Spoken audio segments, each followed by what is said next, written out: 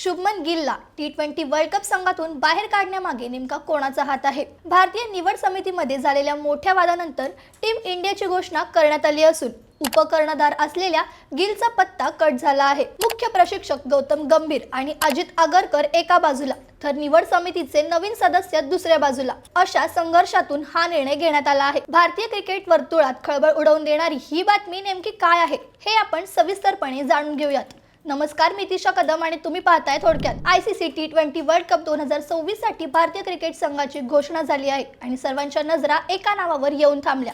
ते नाव म्हणजे शुभमन गिल, जो खेळाडू आतापर्यंत भारतीय टी20 संघाचा उपकर्णधार होता आणि भविष्यातील कर्णधार म्हणून ज्याच्याकडे पाहिलं जात होतं त्याला थेट संघातूनच डच्चू देण्यात आला आहे। बीसीसीआयने घेतलेला हा धाडसी निर्णय केवळ खराब फॉर्ममुळे नाही तर निवड समितीच्या बैठकीत झालेल्या अंतर्गत मतभेदामुळे समोर आला असल्याची माहिती आहे। मिळालेल्या माहितीनुसार मुख्य निवडकर्ता अजित आगरकर आणि मुख्य प्रशिक्षक गौतम गंभीर हे दोघेही शुभमन गिलला संघात ठेवण्याच्या बाजूने होते।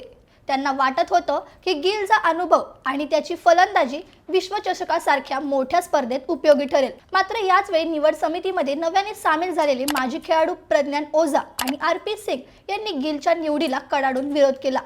या दोन्ही सदस्यांचं म्हणणं होतं की टी20 सारख्या वेगवान फॉर्मॅटमध्ये केवळ नावापेक्षा सध्याचा फॉर्म आणि आक्रमकता महत्त्वाची आहे। त्यांनी शुभमन गिलच्या जागी गेल्या अनेक महिन्यांपासून संघाबाहेर असलेल्या ईशान किशनचं नाव सुचवलं।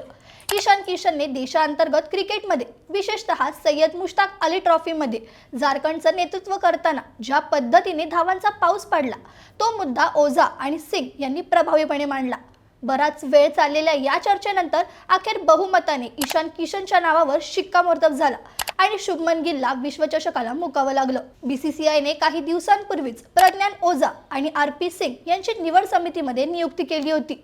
या दोन्ही दिग्गजांनी पहिल्याच मोठ्या निवडीत आपला प्रभाव दाखवला असून संघ निवडीत आता नवीन विचारसरणी पाहायला मिळत आहे। गिलला वगळण्यासोबतच संघात अभिषेक शर्मा, संजू सॅमसन आणि रिंकू सिंग यांसारख्या आक्रमक खेळाडूंना प्राधान्य देण्यात आलं आहे। उपकर्णधार पदाची जबाबदारी आता अक्षर पटेलकडे सोपवण्यात आली आहे। सूर्यकुमार यादवच्या नेतृत्वाखाली या 15 सदस्यीय संघात तिलक वर्मा, हार्दिक पांड्या आणि शिवम दुबे यांसारख्या अष्टपैलू खेळाडूंचा समावेश करण्यात आला आहे। गोलंदाजीची धुरा जसप्रीत बुमराह, अर्शदीप सिंग आणि फिरकीपटू कुलदीप यादव यांच्या खांद्यावर असेल।